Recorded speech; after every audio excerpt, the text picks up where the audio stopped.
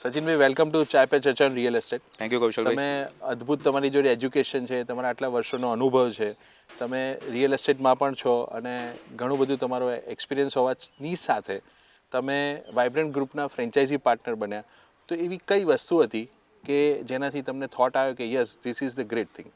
સો હું એવું સમજુ છું કે જેમ આપણે જમવા બેસીએ તો રોજ એક આઇટમ ખાવાની નથી હોતી, આપણી જોડે મલ્ટિપલ આઇટમ્સ હોય છે. એ રીતે બિઝનેસમાં બી હોય કે આપણી જોડે મલ્ટિપલ બિઝનેસના ઓપ્શન હોવા જોઈએ, મલ્ટિપલ ઇન્કમના સોર્સિસ આપણી જોડે હોવા જોઈએ, તો આપણે સારી રીતે એને ગ્રો કરી શકીએ. વાઇબ્રન્ટ સાથે એસોસિએટ થવાનું સૌથી મોટું રીઝન હતું રિયલ એસ્ટેટ.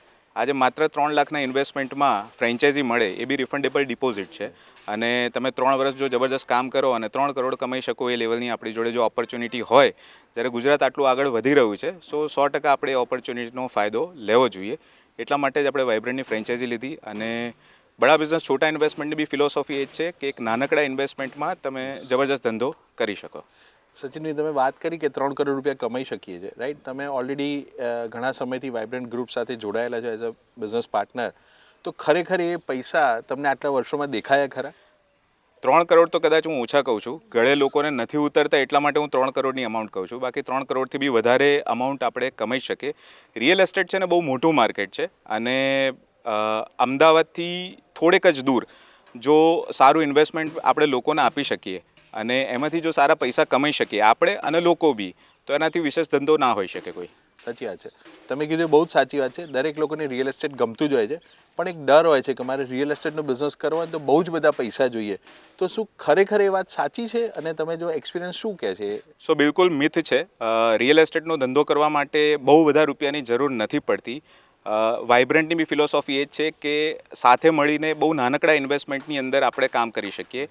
3 લાખ બી એટલા માટે જ લઈએ છીએ કે આપણું ફોકસ પૈસા આપ્યા હોય, જેમ આપણે કહીએ છીએ ધન લાગે ત્યાં મન લાગે, એટલા માટે જ આપણે 3 લાખની રિફંડેબલ ડિપોઝિટ લઈએ છીએ. બાકી જેન્યુઅલી એવું કહી શકું કે વગર ડિપોઝિટે બી આપણે આ ધંધો બહુ સારો કરી શકીએ છીએ.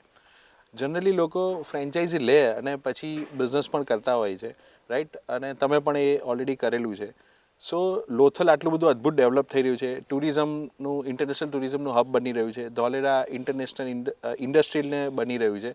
સો આવનારા 5 વર્ષમાં તમે વાઇબ્રન્ટની સાથે લોથલ અને ધોલેરા અને આ બધાની સાથે તમને ક્યાં જુઓ છો?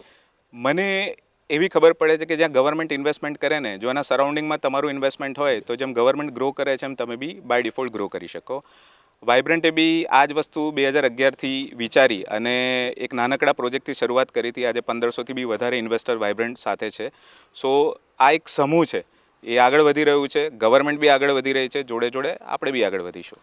ફેન્ટાસ્ટિક સચિનભાઈ, રિયલ એસ્ટેટ ઉપર તમારા વિચારો જાણી ખૂબ જ આનંદ થયો અને thank you so much. Thank you very much.